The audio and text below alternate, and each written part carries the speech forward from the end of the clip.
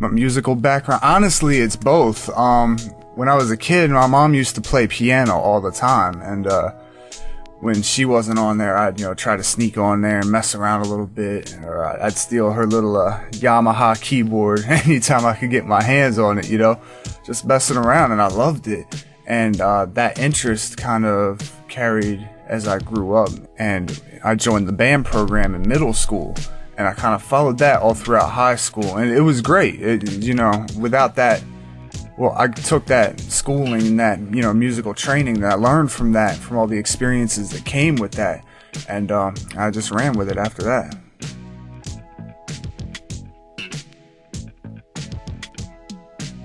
I don't think I chose hip hop. I think hip hop chose me. I know that sounds corny as hell, but really, looking back, hip hop was stuck with me throughout the years, man. I was hiding it from my parents when I was listening to it, and I was even making little bootleg tapes in my closet and whatever. I had one tape recorder that I'd beatbox and play, the keyboard over, and then I'd take that tape and put it in another tape player and play that while I was recording my little, weak little raps back then.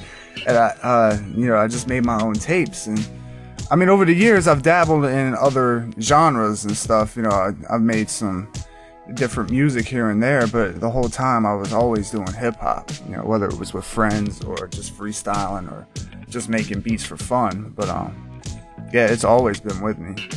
I don't think I really had a choice.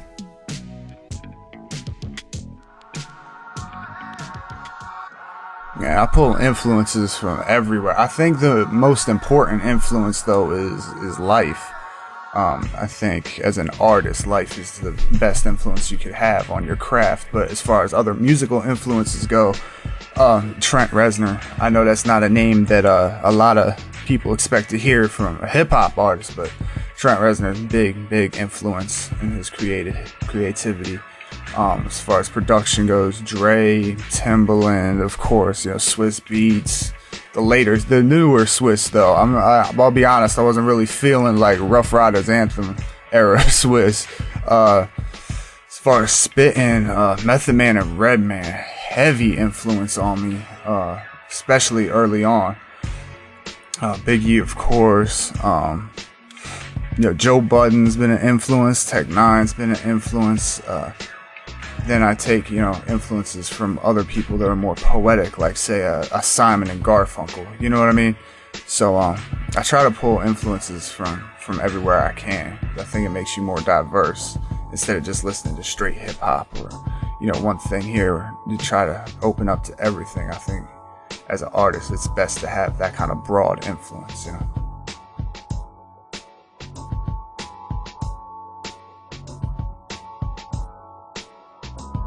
Definitely the more seasoned artists. I don't wanna come off like I'm talking shit, but in the past 5 years, who's really emerged and had a huge impact on the game?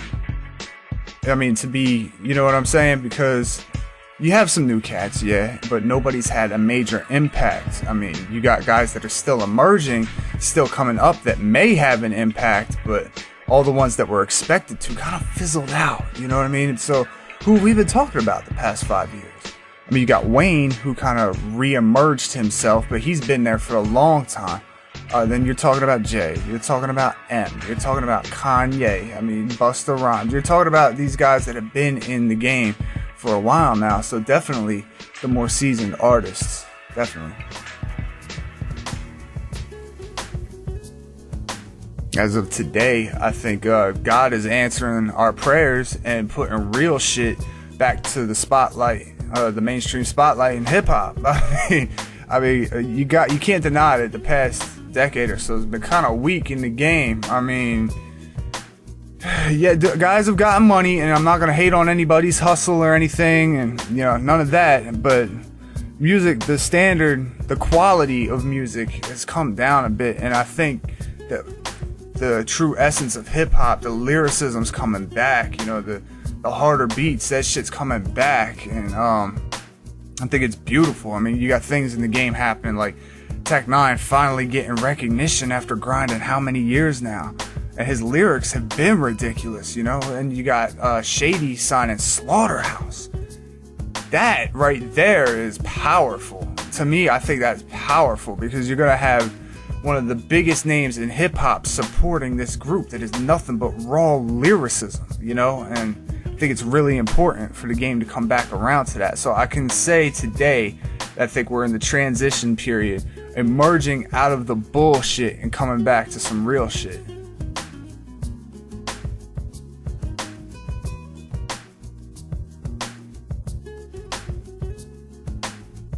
Kinda, yes, not really. I network with some guys in the UK. I get good responses out there, you know, from fans and stuff.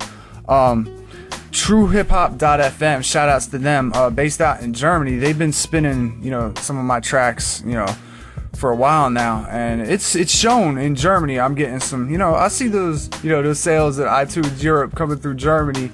I see those sales coming through quite a bit, but I mean, I can't say as I've established any genuine interests or fan bases over there. I can't say that, no. But, you know, everything comes with time, so.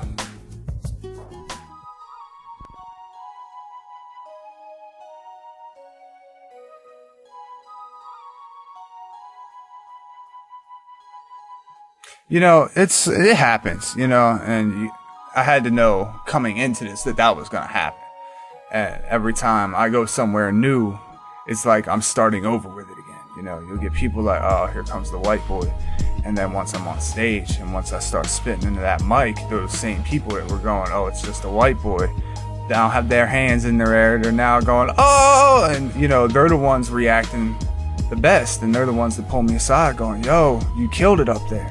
So, I mean, it happens. I think it's unfortunate. I even have a line in my upcoming mixtape where I say, looking at my face, but I want them to see my bars first, like a jail cell. You know, kind of taking a poke at it without really taking a poke at it. But, you know, it happens. But I think it's easier for me to deal with now than it was when I was first getting on stage, when I was first out there promoting, you know, handing out CDs, you know, catching those awkward looks when I'm saying, hey, you into hip hop, and passing a CD and they look at me like, what? You know, so it's getting easier though. It's easier to deal with now. I'm just like, you know, either you like it or you don't. You know, either you want to fuck with my music or you don't. It's that simple, you know. If I'm not for you for whatever reason, fine, that's cool. Keep it moving, and I'll keep doing the same. So.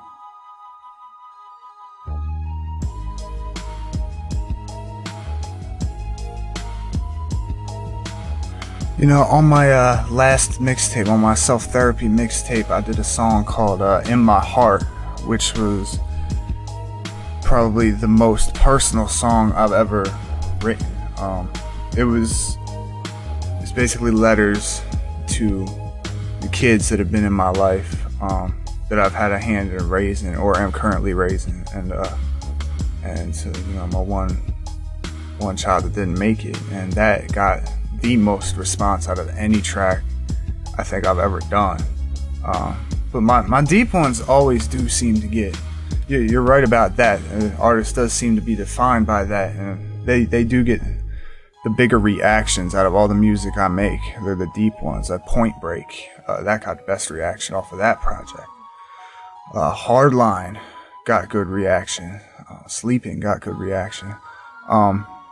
These are all, you know, and I want to get more to that, because these days a lot of artists seem to want to act like they don't have emotions, and that, you know, they're so cold and all this, and to me, it's bullshit, man. Why are you gonna front like that? If anything, you should be an actual artist and express yourself. You know, the other people go through the same shit, so people can relate to that. And, you know, if I can make a deep song about my pain that can help somebody else get through theirs, then to me, that's a beautiful thing.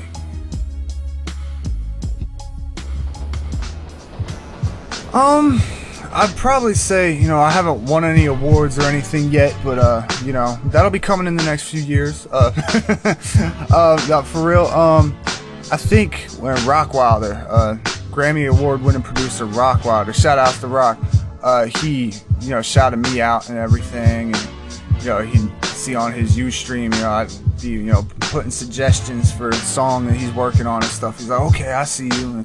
But, Rock's a cool dude and everything, so much love to him. And I'd say at this point, that's pretty much a high point.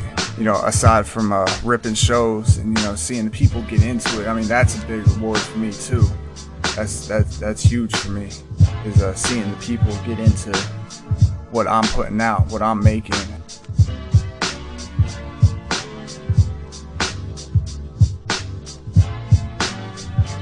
If I walked into the studio and Trent Reznor was sitting there at the boards working the beat, and I had Tech 9 to get on the verse and then Method Man to round that out, I think that would be the most amazing thing ever.